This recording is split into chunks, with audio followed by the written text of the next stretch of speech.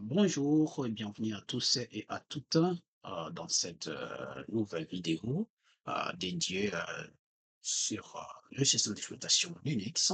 Comme nous sommes toujours dans la partie les commandes de base et importantes pour la continuité, la maîtrise et surtout l'utilisation conscient du système d'exploitation Linux. Aujourd'hui, nous allons voir aussi deux autres commandes, éléments, outils très importants dans le terminal à utiliser quand tu veux toujours approfondir tes compétences en Linux. On a déjà vu pas mal de commandes, une série de plusieurs commandes, et aujourd'hui, ça sera maintenant le tour de voir des commandes qui vont nous permettre aussi d'accomplir certaines tâches particulières. J'espère que tous, vous avez déjà été parfois tannés, fatigués d'aller chercher les fichiers dans tous les dossiers. Parfois, vous oubliez, parfois, vous ne savez pas où aller, parfois, vous ne savez pas. Donc, qu'est-ce que vous pouvez faire? Vous connaissez les dossiers, vous ne savez pas directement c'est vraiment où, c'est vraiment où. Qu'est-ce que vous pouvez faire? Juste à partir du terminal, chercher le fichier par son nom ou les dossiers ou quelque chose ou quelque chose. Et ça sera le but de cette vidéo. À part ça, on verra également comment on peut rediriger les résultats d'une commande dans un fichier quelconque. Par exemple, tu as exécuté une commande pour te lister les noms de tous les utilisateurs et puis tu peux conserver, tu veux directement conserver le résultat dans un fichier, par exemple, utilisateur.txt. Qu'est-ce que tu fais dans une seule commande? Donc, tu demandes au système de te lister tous les noms des utilisateurs et en même temps, de te les garder dans un fichier, de les enregistrer dans un fichier que tu vas appeler par exemple fichier user.txt. Comment faire toutes ces choses-là à partir d'une seule commande ou de la ligne du terminal de notre système d'exploitation? On est toujours dans la distribution Ubuntu et ça fait partie du but de cette vidéo, mes chers amis. Donc, restez accrochés sur le sujet vous intéresse. N'hésitez pas également à vous abonner, à liker, à cliquer sur notre cloche de notification pour recevoir les annonces lors de nos prochaines vidéos. Donc, sans perdre de temps, mes chers amis, c'est parti. Je vous fais le générique et je préviens très vite pour passer aux choses sérieuses. C'est parti.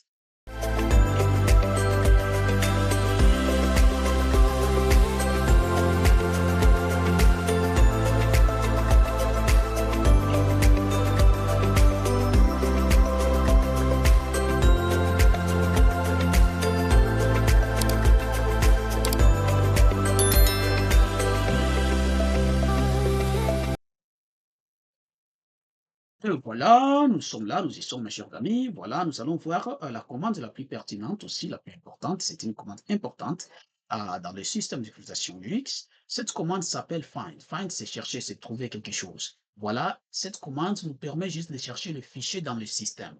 Les fichiers, les dossiers, beaucoup suivant certaines conditions qu'on s'est fixées.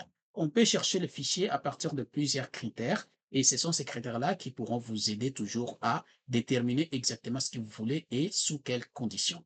La commande find, il est utilisé surtout pour chercher les fichiers, les dossiers, et ainsi de suite dans le système d'exploitation Linux. Regardons maintenant comment cela fonctionne. Vous allez chercher vos fichiers, vos dossiers selon un type de critères. Les noms, type d'objet, taille, etc. La syntaxe est juste mettre find. Tu mets le chemin où tu dois aller chercher ça, dans quel dossier tu veux chercher cela, ces choses-là.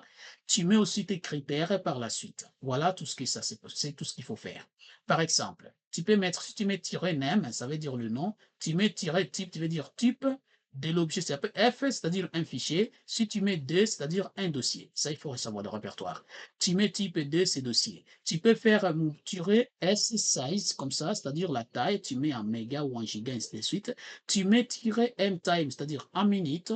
Tu peux faire aussi "exec" si tu veux qu'à la sortie de la commande doit être exécutée. Elle doit être utilisée pour exécuter une commande suivante, un peu comme faisait pipeline.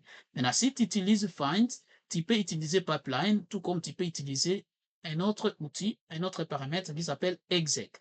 Ces paramètres te permettent juste de prendre la sortie de la commande find et de l'utiliser dans l'exécution de la commande que tu vas mettre juste après le paramètre exec.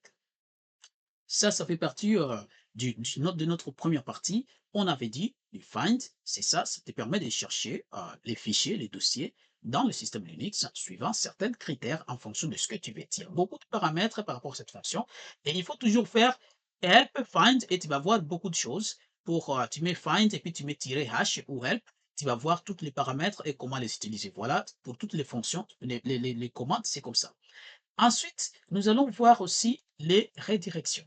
Ce sont les outils aussi les plus importants et qui sont beaucoup plus utilisés dans le système d'exploitation Linux.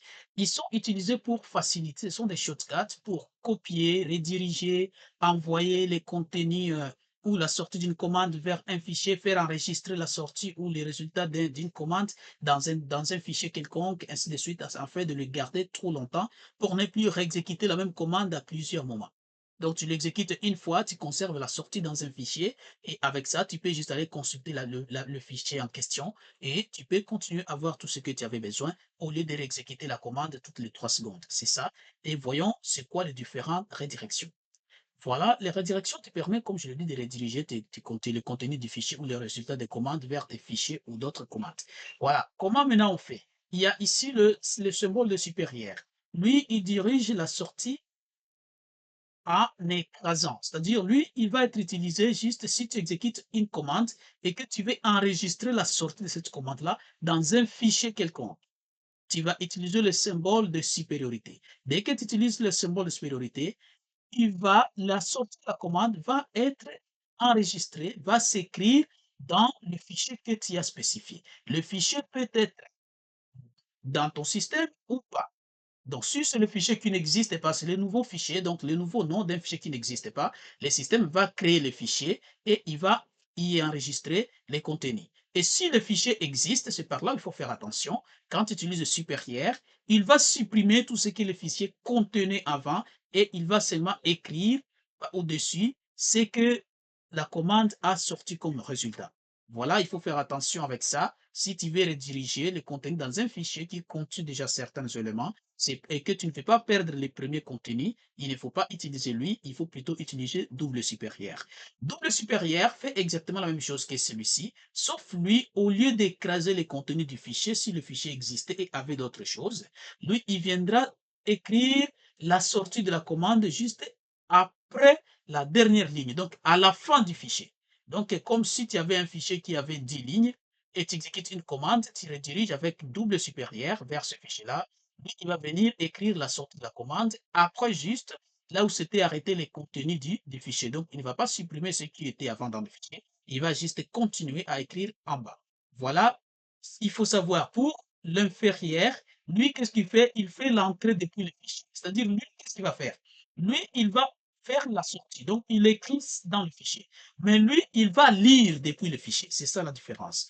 Donc, si tu mets un fichier, tu mets inférieur, tu mets le nom du fichier, qu'est-ce que l'inférieur lui fait? Il va aller lire les contenus du fichier que tu as mis ici à droite et il va exécuter la commande que tu as mis à gauche à partir des contenus qu'il tire de la lecture du fichier à droite. Voilà ce que fait ce que fait ce redirecteur d'inférieur. Maintenant, de supérieur, lui, il va rediriger seulement les erreurs. C'est-à-dire, si une commande sort une erreur, lui, il va rediriger les erreurs vers le fichier que tu as mentionné juste après de supérieur. Lui aussi, le symbole E est supérieur. Qu'est-ce qu'il lui fait? Il prend plutôt les deux flix là. Donc, les deux flix, c'est-à-dire, et il va les enregistrer dans le même fichier. C'est-à-dire, il prend les erreurs et la sortie, parce qu'il y a une commande qui peut sortir à la fois une bonne partie et aussi une partie d'erreur.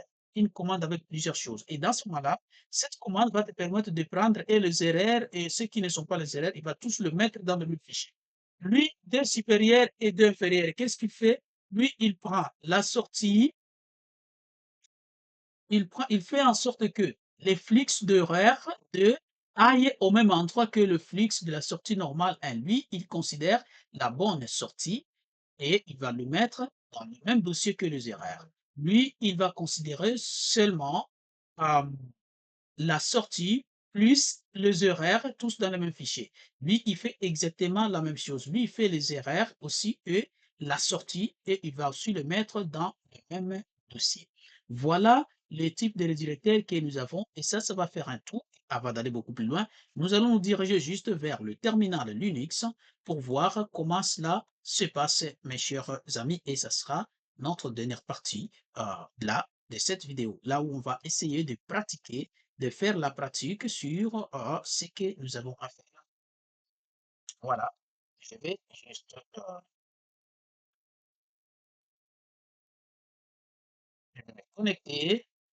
Et là, nous allons voir, je fais juste clic ici pour nettoyer l'écran comme ça. On va maintenant commencer par la commande find, par exemple. Ici, je vais vous lister quelque chose. Il faut que vous voyez ce que nous avons. Maintenant, supposons que je suis dans ce dossier ici, c'est le dossier courant, et je vais vérifier, je vais chercher le fichier d.txt, par exemple. Qu'est-ce que je vais faire avec cette commande-là, avec find? Et c'est ça le but de cette vidéo, et nous allons voir ça. Là, nous pouvons voir, par exemple, on va prendre un exemple, par exemple, find, on va faire comme ça, on cherche où dans notre dossier présent, euh, courant, on fait type, on veut chercher par exemple quoi, un fichier, on va mettre type, c'est-à-dire type, on va dire fichier, cf, et puis on va mettre les noms, name par exemple, on va appeler ça, c'est quoi, on prend par exemple le fichier d.txt, fichier d.txt. Et qu'est-ce que lui va faire? Il va juste nous donner le schéma du fichier. Donc, c'est dans le répertoire courant, fichier des.txt. Il le trouve directement. On peut faire pareil avec les dossiers. Maintenant, imaginons si nous mettons les noms ici, au lieu de fichier, nous mettons par exemple dossier D, parce que là, ce n'est pas un fichier, c'est un répertoire. On est ici, dossier D. Qu'est-ce que ça va donner? J'ai fait dossier D. Là, il va nous sortir une erreur. Il sort rien. Pourquoi? Parce qu'on n'a rien trouvé. Le dossier ne peut pas être trouvé par le type fichier. Nous, on a mis type F, mais on cherche les dossiers, ça ne peut pas fonctionner.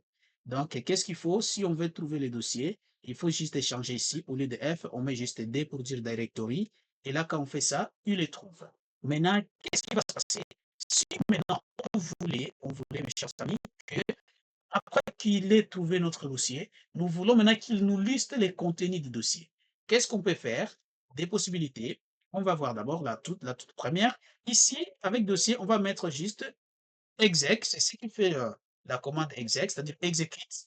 Là, on lui donne maintenant la commande qui va exécuter, donc ls. Listez-nous les contenus du fichier, donc de notre dossier, et là, on va mettre accolade, ça c'est ce qui représente exactement les contenus de notre les contenus, ça représente la sortie de cette commande ici, cette sortie-là, c'est-à-dire les dossiers, c'est ce qui sera remplacé ici, ce qui va remplacer les accolades. Donc la partie accolade nous montre c'est où on va mettre la sortie de la commande précédente par rapport à exec, c'est ça. Et après, on va juste mettre pour délimiter ça, il faut un espace. On met juste un anti-slash comme ça. Puis on peut mettre en point virgule pour finaliser notre commande. Et là, ça va déjà faire la bonne job et on peut tenter d'exécuter ça. Et tu vois, qu'est-ce qu'il nous liste? Il nous liste le contenu du dossier D qui est admin. De même, ici, au lieu d'exec, comme la vidéo précédente le disait, si on utilise pipeline, et puis on fait xarg, par exemple comme ça, args, ls, et j'espère qu'il ferait exactement la même chose. Voilà, on peut mettre ce pipeline xargs, ls, et là, tu vois, il nous sort exactement admin. Voilà ce que fait la commande. Maintenant, voyons maintenant ce qui pourra nous donner la sortie, le redirecteur. Que font maintenant les redirecteurs? Nous allons tout de suite voir ce qu'elles font. Et c'est ce que je vais vous montrer. Voilà, ici maintenant, nous allons voir le redirecteur. On va voir comment fonctionnent nos redirecteurs. Ici, imaginons, nous avons ça, voilà les contenus de notre dossier. Et nous, on veut, par exemple, je vais juste lister. Ici, je vais trouver les 10 dernières lignes, telles -n, par exemple, je mets par exemple 11, D, BTC, dans BTC, par exemple. Je fais ça, vous allez voir la sortie. Voilà cette sortie-là. Nous avons juste les noms des utilisateurs qui sont enregistrés dans le fichier, dans les dossiers, dans les fichiers etc password. Voilà ici, on a ça. Maintenant, moi, au lieu, comme j'ai tous les noms de tous mes utilisateurs qui existe dans mon système, je ne vais pas tout le temps exécuter cette commande, je vais juste garder ou sauvegarder cette sortie dans un fichier quelconque. Qu'est-ce que je vais faire? Moi, je vais juste faire ça. Et puis, au lieu de faire sortir, faire afficher cela comme ça, je vais juste mettre mon redirecteur supérieur. Et ici, comme vous remarquez, il n'y a pas un fichier qui s'appelle user. Nous allons mettre maintenant un fichier user.txt. Ici, comme le fichier user n'existe pas, il va les créer. Et si le fichier existait, il allait écraser les contenus ici au-dessus. Donc, il allait supprimer tout ce qui existait dans le fichier, puis il allait mettre ces éléments-là dans notre fichier. Exécutons cette commande et voyons ce que ça donne. Là, on a ça. Au moment où on a ceci, faisons juste ls pour voir quelque chose. On voit que, est-ce que le fichier user, c'est oui, le fichier user est ici. On l'a maintenant, notre fichier user est là. On l'a. Et comme on a déjà notre fichier user.txt, on peut essayer maintenant de l'afficher par 4. On va mettre user.txt, comme ça, quelque chose comme ça. Et en faisant ça, vous voyez, il affiche le contenu. Donc avec ça, au lieu maintenant d'aller réexécuter tout le temps cette commande, tu pourras juste maintenant afficher le contenu du fichier user et tu verras tout ton contenu. Voilà, là on doit supprimer, on doit nettoyer l'extrait. Je vais toujours mettre ça pour que vous voyez, voilà comment on utilise le supérieur. On peut aussi voir comment utiliser celui de ZRR parce que c'est très important des supérieurs et on va voir ce supérieur et supérieur. On va voir comment ça fonctionne. Ici, nous, on avait ça. Maintenant, je vais dire que ici, je vais mettre echo. C'est comme si je vais afficher quelque chose. Echo, ça c'est pour afficher dans le terminal. Je vais mettre un autre utilisateur comme Alain, Justin, sera un user aussi. Et là, je fais ça. Ici, maintenant, je vais maintenant, au lieu de mettre, si je mets supérieur, il va supprimer tous les contenus qui existaient dans le fichier. Et c'est ce que vous allez voir. Je fais ça, encore supérieur. OK. Voilà. Là, j'exécute la commande, OK, il affiche, mais c'est pas ça le but. Je vais mettre supérieur, comme vous pouvez le voir. Et moi, je mets quoi? User.txt. Regardez ce que ça va faire. Ici, qu'est-ce qu'il fait? Je vais juste lister 4 user state. Regarde, qu'est-ce qu'il a fait? Il a supprimé tout ce qui était dedans et il a juste écrit Alain Justin sera un user. Il a supprimé tous les utilisateurs qu'on avait avant. C'est parce qu'on a utilisé le symbole de supérieur dans un fichier qui existait, qui contenait déjà autre chose. Donc, la nouvelle commande, qu'est-ce qu'elle fait? Il vient écraser ce qui était là, il les supprime et il les remplace par ce que tu as mis. Maintenant, qu'est-ce qu'on va faire? Nous allons encore reprendre notre ancienne commande. Nous, on ne veut pas cette fois-ci qu'on supprime le contenu ici, mais on veut juste ajouter nos utilisateurs là, qu'est-ce qu'on va faire? Maintenant, c'est par là, on met double supérieur. Et quand on fait ça, regardons maintenant ce que ça va donner après. Vous voyez, notre première ligne à l'aise sera à garder. Et puis après, il est venu ajouter les autres parce qu'on a utilisé double supérieur. Voilà comment on utilise le redirecteur dans un système Linux. À part ça, je vais vous montrer la dernière chose. Ça sera pour les horaires et ainsi de suite. Ça vous montre comment on utilise ces éléments-là. Ici, avec les horaires, regardons ce que ça fait directement ici. Regardons ce que ça va faire. Ici, nous avons directement ça. Et nous, qu'est-ce qu'on fait? On va par exemple essayer de chercher, de faire ls-l. Ça là, c'est quoi? C'est un fichier. Parce que dans un fichier, on ne peut pas lister les contenus d'un fichier. Par exemple, ça. Et quand je fais ça, qu'est-ce qu'il fait? Il dit ls, c'est impossible d'accéder à un fichier, aucun fichier existant. Donc, qu'est-ce que ça veut dire? Ça veut dire que ça, c'est une erreur. Donc, comme c'est une erreur, on peut juste mettre ça et on met D supérieur. Et puis, on va créer un fichier error.txt. Comme ça. Qu'est-ce que ça veut dire? Le 2 supérieur, il va rediriger seulement les erreurs. Comme ça, c'est une sortie d'erreur, on va les rediriger dans le fichier error.txt. On voit là, il n'y a pas encore un fichier qui s'appelle error, donc le fichier sera créé et le message d'erreur va être inscrit dans ce fichier-là. Et là, on fait ça, et nous, qu'est-ce qu'on va faire pour vérifier? On fait juste 4, on va mettre notre error.txt et on va voir les contenus. Et on voit, il nous affiche les contenus. Donc, le fichier déjà a été créé, on peut le vérifier, il est là. Error a été créé, on le voit là, et il a les contenus d'erreur. C'est exactement ce qui se passe. Maintenant, avec l'inférieur, lui, il va lire, par contre, il va lire les contenus du fichier de gauche. On va montrer un exemple. Ici, nous avons par exemple, notre fichier ici, user text, comme on a fait cat user, ici, qu'est-ce qu'on peut faire? On peut utiliser la même commande, mais avec inférieur. Qu'est-ce que cela va faire?